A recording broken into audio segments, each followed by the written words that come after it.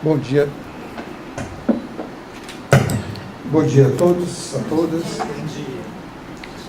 É com prazer que eu estou aqui sentado para conversar com vocês, né, sobre as questões de linguagem. Sempre essas oportunidades, né, que nos são cedidas são, para mim, importantes porque é um momento de reflexão, né? Nós somos obrigados a pensar um pouco para escrever, um pouco para falar, né, para o público. Isso nos ajuda muito na nossa própria evolução.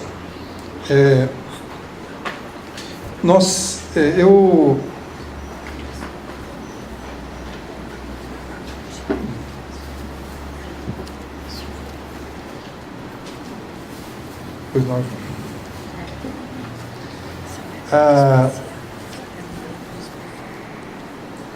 Eu queria, inicialmente, né, além de agradecer, né, o convite, agradecer também, né, a presença aqui do professor Bajá, que acabou de chegar, né, professor João. Né, estamos aqui, né, num colóquio para conversar, né, sobre linguagem, e eu queria inicialmente colocar um ponto de partida, o que eu chamaria de uma espécie de tese, né, sobre a questão da linguagem, sobre a minha fala agora. Né. Eu parto do princípio eu quero defender esse princípio, né, de que ao fazer o uso de um modo intenso, de um modo profundo, de um modo múltiplo da linguagem escrita, o homem também aprofunda o desenvolvimento de seu próprio ser, do seu espírito, do seu psiquismo, e em decorrência de seu desenvolvimento, ele também colabora para o desenvolvimento da própria espécie e da própria humanidade. Nós não nos desenvolvemos sozinhos, nós não evoluímos sozinhos. A nossa evolução colabora para a evolução do outro. E a linguagem escrita, me parece que tem um papel importante, fundamental nessa evolução. Para discutir a linguagem escrita, né, esse título que nós demos à palestra, a função da linguagem escrita na formação humana, para discutir a linguagem escrita, eu acho que é necessário fazer um contraponto com a linguagem oral. Porque elas estão sempre,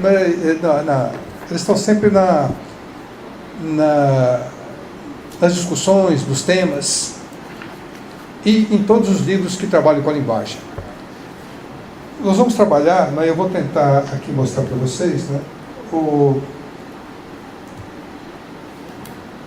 a bibliografia. Né? Geralmente a gente coloca a bibliografia no final da exposição, eu estou colocando no começo. Né?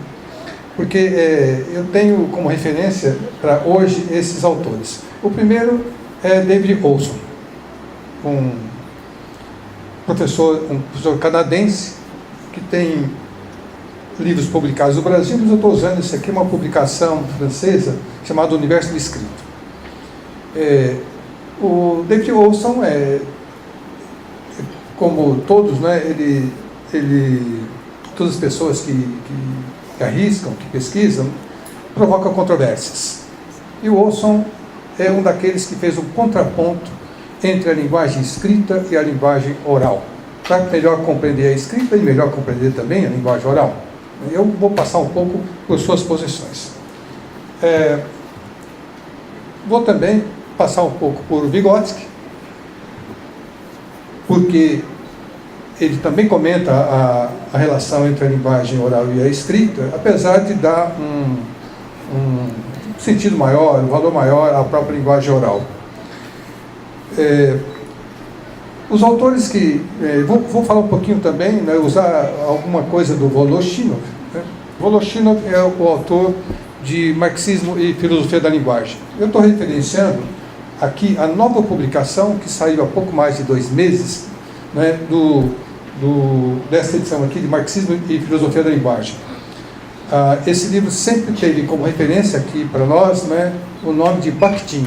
Por isso eu não estou falando hoje sobre Bakhtin, mas estou falando sobre Voloshinov, porque eu estou me baseando em duas obras. Uma francesa que saiu em 2010, uma tradução francesa, que atribui o livro Marxismo e Filosofia da Linguagem a Voloshinov, e essa brasileira que saiu há 2 meses pela editora 34, com tradução de Sheila Grilo, que também atribui a autoria a Voloshinov.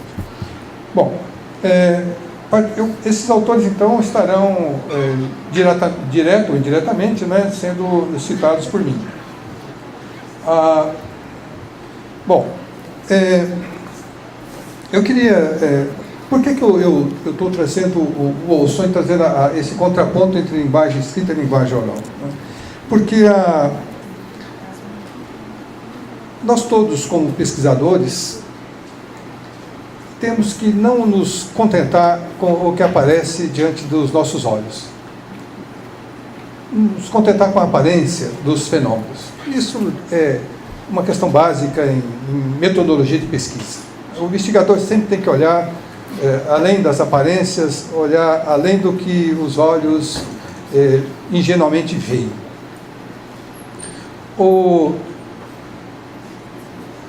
E esse princípio, né, de investigação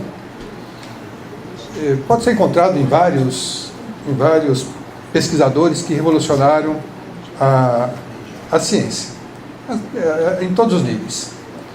E tem uma situação que sempre me persegue, né? Uma situação vivida por mim, pela Adriana. Nós estivemos em Cracóvia, na Polônia, há uns anos atrás, e nós fomos lá para ver Auschwitz, né? Conhecer um pouco dos horrores da guerra, né? Um pouco disso que o Pocri estava mostrando no quadro. Mas nós fomos também a um colégio em que havia estudado o Papa João Paulo II, né, para conhecer um colégio antigo. Mas ali havia também estudado um outro cientista, né, famosíssimo, chamado Nicolau Copérnico. E quando a gente estava fazendo a visita guiada, éramos só 2 turistas, né, e um religioso do local estava nos mostrando todas as instalações e nos mostrou um laboratório em que teria trabalhado Copérnico, né, porque ele estudou ali. E ele contou uma historinha que conta para qualquer turista, né, mas me provocou e me deixou intrigado, né, e aquilo me trouxe um certo princípio, né, para que eu pudesse pensar as coisas que eu fazia. Ele disse o seguinte, né, olha, o Copérnico levantou um dia, né, e passou foi até um padre, daqueles que eram seus professores, e disse assim: padre, eu estou achando, sabe, eu estou pensando que, na verdade, a Terra o Sol não gira em torno da Terra. É o contrário, a Terra gira em torno do Sol. Isso foi em 1400 e pouco, né? O padre disse que olhou para ele, passou a mão na cabeça e falou: Copérnico, você está delirando, não é? Vai descansar, você está precisando descansar, vai descansar, como é que você pode pensar uma coisa dessas? E foi embora, né? Dispensou o Copérnico. E, claro, o menino cresceu, continuou estudando e provou que a Terra girava em torno do Sol. Qual é o princípio? É o princípio, primeiro, de não acreditar naquilo que os olhos veem, naquilo que parece natural, naquilo que é aparente. Apesar de, veja, isso foi em 1400, faz pouco tempo, 600 e poucos anos, só. E a humanidade até 1400 e pouco pensava exatamente o contrário, pensava porque era natural. E ele fez a inversão, ele raciocinou no inverso. Radicalizou para poder compreender, não é, um fenômeno. Foi além da aparência para chegar até a essência. Bom, se Copérnico fez isso, não é, esse princípio pode ser também colocado em outras situações das ciências não naturais, não na astronomia, mas nas ciências sociais também. Em alguns momentos nós podemos inverter o processo de pensar. mesmo que não seja uma verdade, né? Mas seja uma especulação. E a ciência também se faz assim, né? Vamos especular, pensar, e depois vamos atrás dos dados. Vamos tentar provar com os dados, como fez Copérnico. Eu diria então que nós temos um princípio copernicano, né? E um princípio ptolomaico. O ptolomaico é de ver as coisas tal como elas são e acreditar, né? Do Ptolomeu. E o Copérnico, né? Que revoluciona, que inverte a nossa maneira de pensar. E é com esse princípio que eu também me encaminho para olhar a escrita e a leitura. Os fenômenos culturais e a língua oral e a língua escrita, eu diria a linguagem oral e a linguagem escrita, podem ser também entendidas como fenômenos culturais. Mas, da mesma forma que a gente vê com naturalidade esses movimentos da natureza e se envolve com eles, e por eles nós somos iludidos, pode ser também que sejamos iludidos com a evolução e com a relação entre os fenômenos das ciências sociais e também os fenômenos da linguagem. A linguagem oral, claro, nós sabemos, não é? Nasceu há muito mais tempo do que a linguagem escrita. A linguagem escrita, se nós pensarmos na história do Homo sapiens, a linguagem escrita é recente. Todos os historiadores, né, colocam com o nascimento na Suméria 6 mil anos, mais ou menos. Mas certamente os homens já tentavam, né, de outras formas, tentavam compreender o mundo por outras formas. E aí entra o outro princípio, não é? Será que, porque a linguagem escrita veio depois, do ponto de vista temporal, na linha histórica, ela veio depois, nasceu depois da linguagem oral, ela se subordina completamente à linguagem oral? Ela decorre, é uma consequência da linguagem oral? Isto é, ela apenas transcreve a linguagem oral?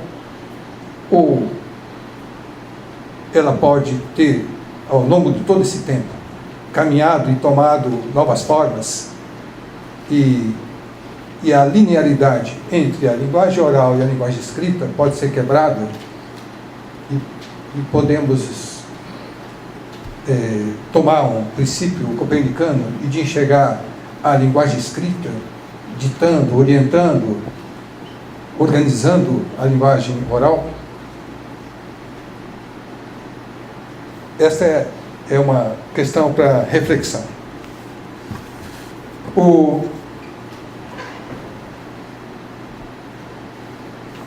Se as criações culturais são diferentes também serão a linguagem oral e a linguagem escrita. Mas ainda outra questão, né, emerge dessa reflexão. Nós, do ponto de vista histórico, temos sempre levado para a escola a linguagem escrita como objeto. Nós queremos ensinar a linguagem escrita para as crianças. Não é propriamente a linguagem oral, é a linguagem escrita. Mas essa linguagem escrita que nós queremos levar à criança, nós podemos levar apenas como um objeto separado do homem. Mas me parece que o objeto do nosso trabalho não é apenas a linguagem escrita separada do homem, mas essa linguagem fundida com os atos humanos. O que nós vamos legar para as crianças que vão nascer, que estão nascendo, não é propriamente a língua escrita como objeto, mas a língua escrita usada pelo homem e os atos culturais que os homens inventaram para usar essa linguagem escrita. Os atos culturais que incluem o modo como ele usa e por onde essa escrita circula e as funções que essa escrita adquiriu ao longo do tempo. E quando eu falo em funções, seria bom também discutir um pouco qual é a função principal da linguagem escrita. Se a gente perguntar, ela serve para quê? Todo mundo vai dizer, bom, a linguagem oral serve para se comunicar, e a linguagem escrita também serve para se comunicar. Nós sempre colocamos as duas, não é, com as mesmas funções. Mas é preciso pensar como nasceu a linguagem mesmo. Não só a escrita oral, mas a linguagem. Ela nasceu para comunicação? Parece ser consensual, mas pode ser que não. Porque o que é que vai dizer Vygotsky? Nós usamos a linguagem. A linguagem é um conjunto de signos. E esse conjunto de signos serve como mediadores entre o homem e a realidade. Isto é, para compreender a realidade, o homem tem que usar um conjunto simbólico. O homem usa signos. Portanto, o homem usa linguagem. Tanto a linguagem, essa linguagem, né, que foi mostrada aqui, a linguagem clássica, como a linguagem verbal, oral ou escrita. Nós usamos a linguagem para compreender o mundo. Inventamos a linguagem para compreender o mundo, para compreender a realidade, porque nós não podemos ter um contato direto com a realidade. Nós temos um contato mediado por signos. Ora, se é assim, a linguagem escrita e a linguagem oral não nascem com a função de comunicação apenas. Fundamentalmente, elas nascem com uma outra função. E essa função a gente quase não enxerga, não percebe. Porque parece que a função de comunicação é a predominante porque ela é natural. Nós olhamos, nós percebemos que há comunicação. Mas se nós, novamente, aplicarmos esse princípio, né, da inversão, nós vamos perceber que parece que a linguagem nasce com a função de compreensão do mundo, de permitir o homem compreender o mundo e compreender as relações entre ele e a realidade e entre ele e as pessoas. Nós nos comunicamos com as pessoas, nós tentamos nos compreender. E a linguagem escrita, ela também não nasce com a função de comunicação. Os historiadores dizem que ela nasce com a função de registro de trocas de mercadoria, de trocas econômicas, de registro do que acontece, do escambo. Eu dou ovelhas e recebo trigo. Não é? A escrita nasce com essa função. Mas quando um bem como esse, um bem cultural como esse, como a escrita, que eu não sei se nós podemos chamar de instrumento cultural, não é, de um artefato cultural, ou de um sistema, não é, cultural, quando o homem inventa esse instrumento, esse artefato, essa tecnologia, depende do modo como eu vejo, não é? Quando o homem inventa, ele inventa, mas a partir de uma necessidade que dá a ele uma função. Mas essa função não permanece a mesma e não permanece a única. Existem várias funções